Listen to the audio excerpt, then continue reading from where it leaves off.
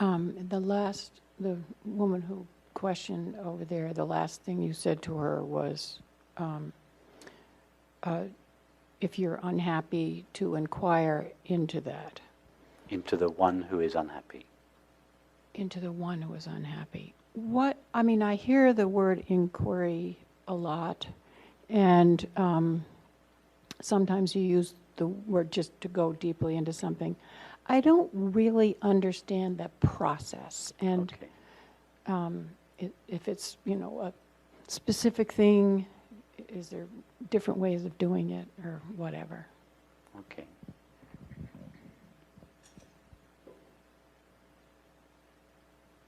So let's say you're unhappy, and on the face of it, your unhappiness is caused by a particular relationship.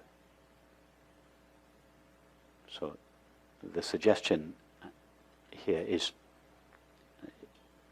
I'm not implying that one shouldn't attend to a relationship, of course, but the suggestion here is that the primary response to that feeling of happiness that feeling of unhappiness would not be to get busy changing the relationship, but would be rather to turn around in the other direction, away from the apparently objective cause, the problem in the relationship, towards yourself, the I that says, I am unhappy. And then you ask yourself, okay, what is this I? Because the unhappiness that I feel has not just been caused by this relationship. I've also felt exactly the same unhappiness at other times in my life for completely different reasons. In fact, whenever I felt unhappy, it's always the same feeling, but it seems to have numerous different causes. Well, obviously, if it's caused by lots of different things, no single thing can be the cause of that unhappiness. So that should be enough to make us question the one that is unhappy. Because that is the one that is always the same in each of these experiences. The outward cause changes all the time, but the I that is unhappy is always the same I. So you ask yourself, okay, well, what am I? Who is this I that is unhappy? And then you start to look for what it is in yourself that is referred to by the word I. So do that now. You use the word I many times a day, both in your thoughts and in your speech. So what do you refer to when you say I? This person. Okay, yes, but can you be more specific if you were to describe the person?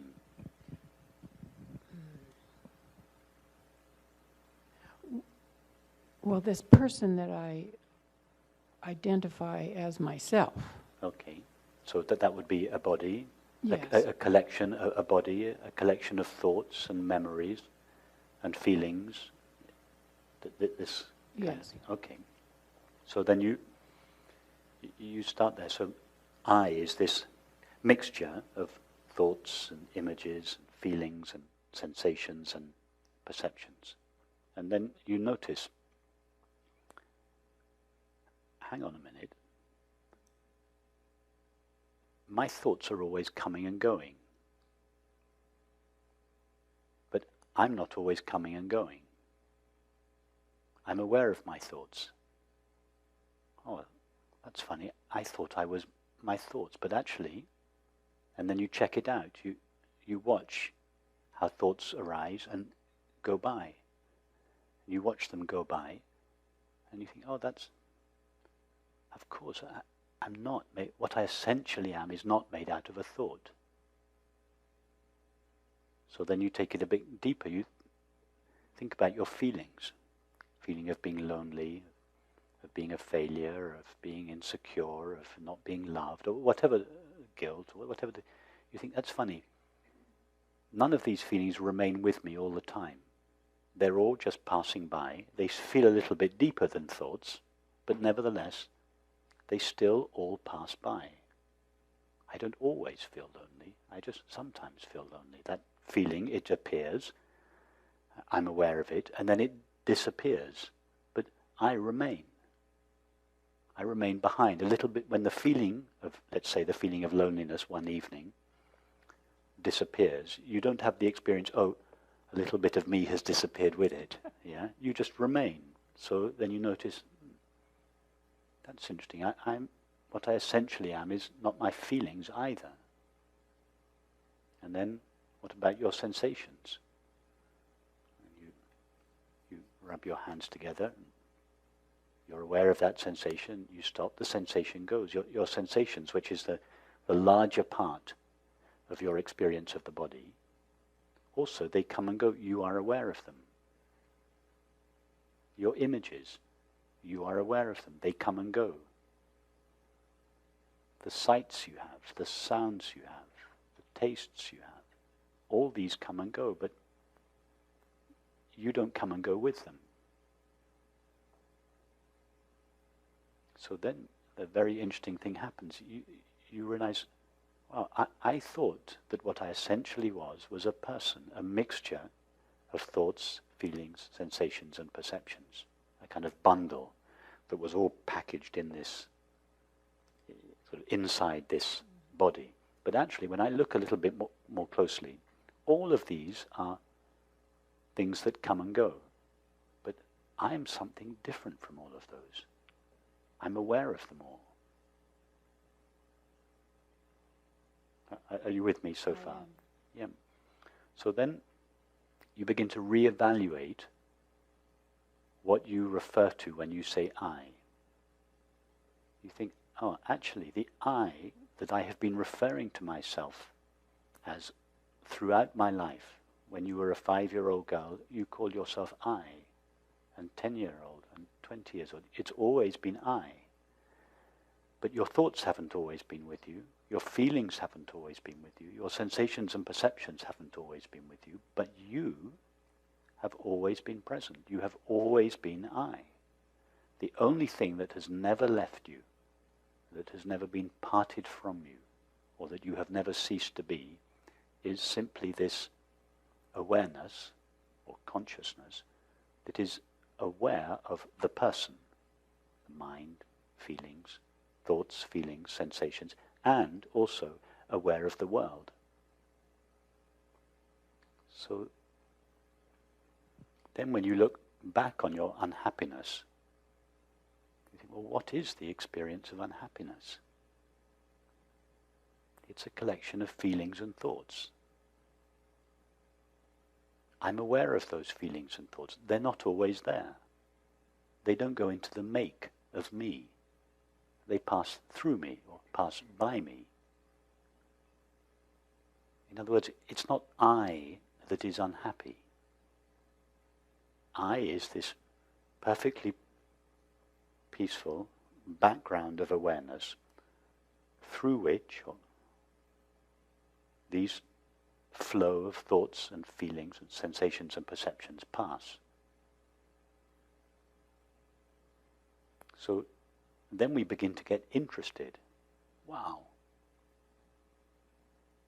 I didn't realize I was that. All my life, I've just mistaken myself for a cluster of passing thoughts and feelings, and I've lived my life as if I was that. I've related to other people as if I was that. But now that I look, I'm not that. I experience that. It appears to me, but I am something that is, as it were, in the background of all of that. So then we really become interested. Wow, what is that?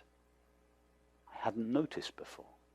What is this aware presence that I always am, that knows my experience, but that is not itself made out of an experience, that is not itself made out of a thought, a feeling, a sensation or a perception. So we begin to give this aware being that we have now discovered ourselves to be, we give it our attention. We begin to be less interested in the thoughts and the feelings, and we become more interested in the one that is aware of them. Now, you might ask, well, who is aware of that? Well, it is aware of itself, because it is the one that is aware of your experience.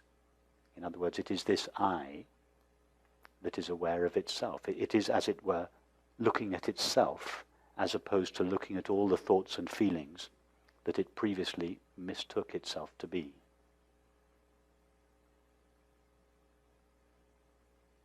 And if you do that,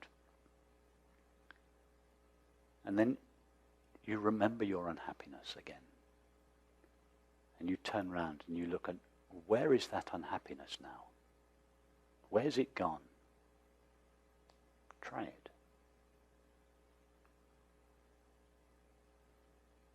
You can't find it. So if you can't find it, having undertaken this investigation, what would the cause of the unhappiness really have been? Well, I can't even imagine. The cause would have been to mistake yourself for the cluster of thoughts and feelings. Oh. Because as long as you are mistaking yourself for a cluster of thoughts and feelings and sensations, you were having unhappy relationships. And previously you always, this is just, it's just an example. Previously we thought, oh, it's all the relationships and the objects and the jobs and the homes and everything else that caused my unhappiness. But now, when I explore my experience, I find that if I go really to myself and discover what I am, and then I turn around again and look for the unhappiness, as you rightly said, you can't find it anymore. Therefore, the cause of the unhappiness was not the relationships, the situations, the activities. It was the mistaking ourselves to be this cluster of thoughts and feelings. And this gives us a taste of this discovery of the cause of unhappiness, gives us the hint as to where true happiness lies. Because once you discover that you can no longer find your unhappiness, what is that experience called when you can't find any unhappiness? What's the simple name for it? I don't know. Happiness. It's called happiness. Yeah? When you can't find any unhappiness, it's called happiness. Yeah? And you make this discovery that it was because you came very close to yourself. You ceased mistaking yourself for a cluster of thoughts, feelings, sensations, and perceptions, that your unhappiness left you, and you found yourself just peaceful. So then you have discovered the most precious thing in life, where happiness resides. And you can go back there whenever you want. To begin with, we just visit it from time to time when we're unhappy. But the more we get to know it, the more we fall in love with it, and eventually we move in.